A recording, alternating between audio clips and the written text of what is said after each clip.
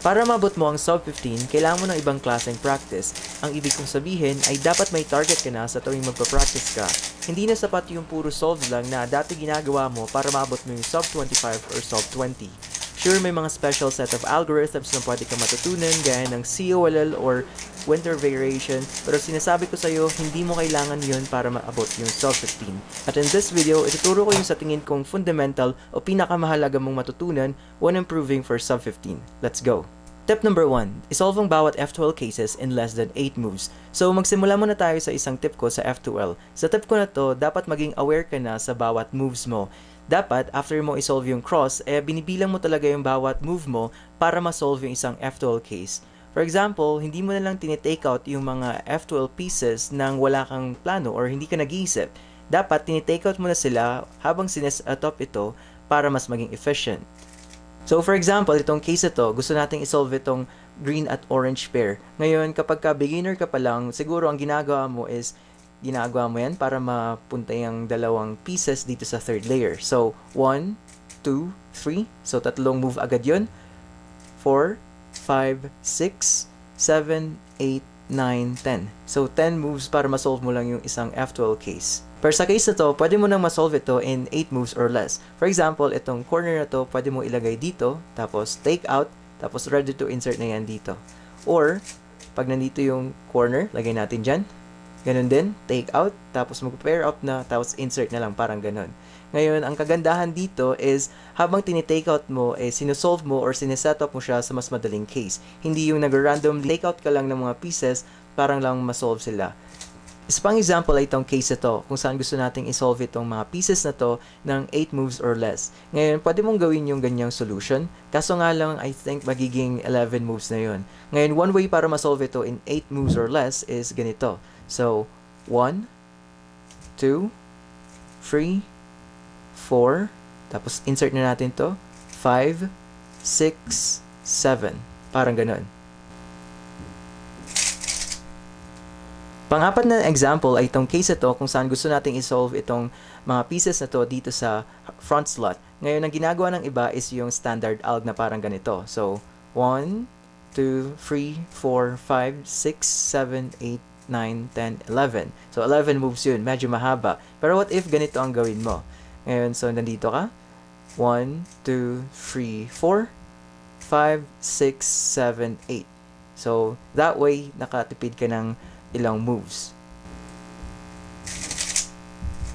Last na case ay itong case ito kung saan gusto nating isolve itong blue at red pair dito sa likod. Ngayon, ginagawa ng karamihan na sub 20 or sub 25 is tinitake out yung dalawang pieces tapos sinesolve itong mga pieces dito. Ngayon, dito sa angle na to, pwede mo na silang ma-pair up at ma-set up sa mas madaling case. So, from here, lagay mo dito yung corner, pair up, parang ganun. Tapos, ready to insert na parang ganyan. Okay, so try natin itong hand scrum na to. Wag muna tayo mag-focus sa cross dahil ang focus natin ay yung F2L. So, okay. Dito tayo sa scramble na to at I think pwede nating isolve is itong blue at red dito sa likod. So, 1, 2, 3, 4, 5. So, safe tayo dun. Under 8 moves siya. Dito naman, 1, 2, 3, 4, 5, 6, 7, 8. So, safe pa rin yun. Tapos, ito naman dito sa likod. 1, 2, 3, 4, 5. Tapos, itong case na to na tinuro ko kanina. 1, 2, 3, 4, 5, 6, 7. Okay, so try ulit natin para magbigay pa ng proof na kaya mong isolve yung mga F2L pairs in less than 8 moves. Okay, so try natin itong isolve. Okay, so itong first pair natin, I think itong blue at red. So, para ma-solve ito sa likod, 1, 2, 3, 4, 5, 6, 7. Okay, so solve siya. Ang next naman is, I think pwede itong dalawa or ito. So, try natin ito. 1, 2, 3, 4, 5, 6, 7. So, na-solve na natin siya sa likod. Tapos, ito naman. 1, 2, 3, 4, 5, 6, 7, 8. So, pwede pa rin yun. Tapos, dito naman. 1, 2, 3, 4, 5, 6, 7, 8. So, 8 moves, na-solve na natin yung buong F12 pair na parang ganun lang. Basta tandaan na dapat mag-move count ka habang sinusolve yung bawat F12 case. Tip number 2, i-optimize ang mga algorithms. Itong tip ko na to ay applicable lalong-lalo na sa last layer cases. So, sa pag-optimize o pagpapabilis ng algorithms, una, dapat gamit mo yung isa sa mga pinakamabilis na algorithm. Don't worry, hindi mo kailangan na hanapin yung pinakamabilis na algorithm. Basta tandaan mo lang na kapag nag-aaral ka ng algorithms, yung mga top choices o yung mga mababilis na algorithm yung aralin mo. Kung naghahanap ka ng mga OLL, PLL algorithms na gamit ko, pwede mo silang panoorin dito. Pangalawa, dapat i-drill or practice mo yung bawat algorithms. Isang tip ko dito ay i-video mo yung mga solves mo at panoorin mo ng paulit-ulit para malaman kung saan ka nagkakamali. For example, itong OLL case na to kung saan medyo nahihirapan pa akong i-execute ito nung una dahil hirap pa akong gawin itong F moves with my right index finger. Pero ngayon, kaya ko na siyang i-finger trick na parang ganon. Na-develop ko yung skill na yun dahil sa pagdidrill or pagpapractice ng mga algorithms. Ngayon, kaya ko na ata siyang i-under a second. So, try natin. So, ito. Oops. Ayun, so minsan nagkakamali pa ako at aminado naman ako dun. Pero ang kailangan mong gawin dito is maging consistent sa mga pagdidrill mo. Okay, so try nating i-execute. I think kaya ko na siyang i-under a second. Parang ganun. Isa sa mga pinakamahirap na cases ay yung mga G-perms katulad nito. Pero syempre, nung una, hinanap ko muna yung pinaka-optimized na algorithm, tapos prinactice ko ng mabuti hanggang sa mawala na yung mga execution mistakes ko or basically yung mga pagkakamali ko habang ginagawa yung algorithm. So, ganito yung algorithm ko sa G-perm. Parang ganun. At I think kaya ko na siyang i-1 second. So, setup muna natin. Oops. Try ulit natin. Medyo maaga yung pag-stop natin dun. Okay, so 0.85. So I think okay na yan para sa akin. Last case ay itong NPerm na to kung saan napakahaba ng algorithm niya. Pero again, tandaan na mas maganda yung malinis na execution or smooth na execution kaysa mabilis na TPS. So try natin to i-execute. Ganito ko siya i-execute. Parang ganon. At I think kaya ko siyang sub 1.3 or sub 1.5. Not sure. Try natin yung best natin. Oops. Okay, medyo nagkakamali pa tayo. Try natin ulit. Okay, so sub 1.2, 1.18. Hindi ko siya ma-sub 1. Totoong napakahaba nun. Pero tandaan, sabi ko nga kanina, hindi kailangan mabilis ang TPS basta gawin mo ng malinis. Bago tayo magpatuloy, kindly like this video, tapos subscribe ka na kung hindi ka pa nakasubscribe. Tapos comment down below ng video suggestion mo para magawan ko ng video next time. Anyway, back to the video. Tip number 3, bawasan ng regrips at pauses, lalo na sa F12. Well, itong tip ko na to is applicable din sa last layer. Ipapakita ko kung paano. Pero essentially, itong tip na to is binanggit ko na sa ibang mga videos at dapat panoorin nyo yun sa mga sub 220 video, sa mga finger trick video. Pero kung gusto nyo makahanap ng bago dito, essentially ang gusto ko lang sabihin is kapag ka nag-execute ka or nag-solve ka ng mga pieces, as much as possible, dapat nasa home grip ka. Pag sinabi natin home grip, yung dalawang thumb mo is nasa harap lang. For example, itong case na to, itong red at blue pieces, try natin i-solve dito. At karamihan ang ginagawa is nagre-regrip pa from home grip, regrip, insert na parang gano'n, tapos regrip ulit. So, 2 regrips na yun sa isang F12 piece lang. So, ganito ang pwede mong gawin para maiwasan yung regrip. So, from here, R, U, R prime. Parang gano'n. So, ginawa mong index finger, yung U move mo, parang ganyan. Tapos, pwede rin actually ito, itong U push, parang ganon. Para maiwasan yung regrip. Ngayon, applicable din to kapag sa mga last layer. For example, itong last layer na to, karamihan ang ginagawa pa nila is from here, regrip. Tapos, ganon. Tapos, regrip ulit. Maraming regrip na yon.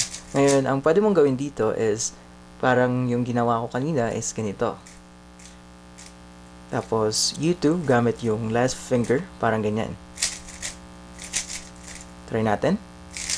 Parang ganon. Isa pang common na example ay itong F12 case na to, kung saan yung mga beginner is ginagawa nila is regrip, ganon.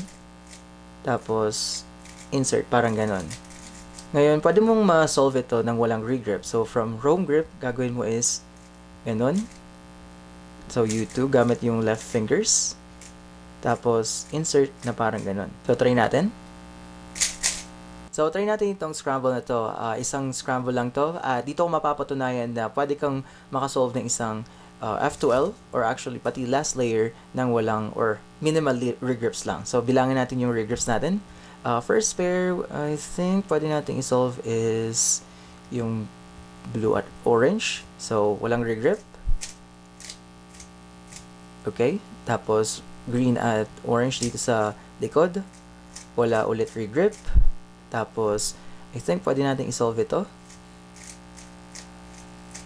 Ayan. So far, wala pa tayong regrip. Nandito pa rin yung mga thumb natin sa harap or sa home grip. Tapos, itong last pair na to, parang ganon. So, wala pa rin regrip. So, dito. Okay, walang regrip. Tapos, dito, I think isa yung regrip ko sa G-perm na yun. Pero essentially, sa whole solve na yun, isang regrip lang yung ginawa ko. Tip number 4, huwag kang mag-timer. Now, I know na medyo counterintuitive ito dahil gusto mo nga bumilis tapos hindi ka magta-timer, pero may dalawa siyang purpose. Unang purpose is, of course, para hindi ka mag-panic at para hindi ka ma-frustrate sa mga times mo habang nagfo-focus dun sa mga move count sa F2L solution mo. Sabi ko nga kanina, di ba, mag-focus ka muna sa solution mo sa F2L, dapat 8 moves or less siya bago ka mag-timer. Pero pangalawang purpose niya is makakapag-only inspection ka para makahanap ng optimal na cross solution, pati na rin yung first pair. So, try natin itong, okay, so ito yung mga cross edges natin, here, here, here, here. Tapos, first pair natin would be, okay, medyo mahirap siya, pero I think kaya nating makita. Ano kaya? I think pwede natin gawin yung orange tsaka green. So, ito yun. Ang solution ko dito is U, R prime, F prime, D2, tapos R prime, tapos D prime, and then R, or L prime rather. Tapos ito yung first pair ko, sabi ko nga kanina. Tapos pair up, tapos second pair, tapos third pair, and then last pair. Honestly, wala na akong ibang masabi sa tip na to. Basta ang gusto ko lang sabihin is mag-only inspection time ka. Delete mo muna yung mga up timer mo or wag ka munang gumamit ng timer. Kahit anong timer, basta magkaroon ka ng inspection time. Dahil kapag meron kang only inspection time, dun ka nagkakaroon ng chance para humanap ng creative solution para sa cross mo or even sa first pair mo. I think gawin na lang natin for example yung sarili ko. Dati nag-force talaga ako na dapat may first pair ako kada scramble. So umabot sa point na 15 minutes yung every inspection time ko kada scramble. 15 minutes. So hindi siya 15 seconds. Ganun siya katagal para lang na-solve yung isang scramble. So, ayun nga, iniwasan ko lang maboard, tapos talagang finorce ko yung sarili ko para lang magkaroon ng first pair. Last step is mag-untime solve ka lang. Actually, connected ito sa tip number 4 ko kanina, which is wag kang mag-timer. Pero ano nga bang pinagkaiba ng untime solve sa slow solve at ano yung benefits na itong dalawang to? Para sa akin, beneficial yung slow solve kapag ka nag-aaral ka pa lang ng isang algorithm. For example, itong case na to, itong G-perm, syempre sa una, hindi ka pa masyadong gamay or hindi mo pa kabisado yung mga move nito. So, ang gagawin mo is mag-slow solve ka lang. Talagang babagalan mo yung bawat move mo. Pero pag sinabi nating untime solve, hindi ibig sabihin na magbabagal ka ng TPS. Pwede ka pa rin magkaroon ng TPS, pero wag masyadong mabilis. Dahil ang gusto nating mangyari is magkaroon ng smooth at may look ahead na solve. Pwede mong gawin yung untime solve kapag hihintay sa pila or kapag kumakain. De joke lang, wag niyong gagawin kapag kumakain para meron tayong respect sa pagkain. Anyway, kwento ko na lang dati, nag-untime solve talaga ako kahit saan. So, yun talaga yung hobby ko. Hindi talaga ako the time kasi wala akong timer dati. Wala rin akong cellphone na maganda, so hindi ko rin talaga magamit yung cellphone ko dati. Ang nangyayari is kahit sa pedestrian lane is nag-a-time solve ako, which is a toxic behavior. Okay, wag niyong gagawin yun dahil bad example yun. Okay, hindi lahat good example makikita nyo dito. May mga bad examples din. Anyway, yun nga, napagalitan ako ng isang traffic enforcer, tapos simula nun, hindi na ako nag-untime solve sa pedestrian lane. Pero ang point ko is, mag-untime solve ka lang, tapos try mong pabilisin yung mga TPS mo or mga algorithms mo, at yun, dun ka magkakaroon ng muscle memory at saka ng recognition skills. So, ayun lang para sa video ito at sana may natutunan ka. Like and subscribe pala, by the way. Keep cubing! Bye-bye!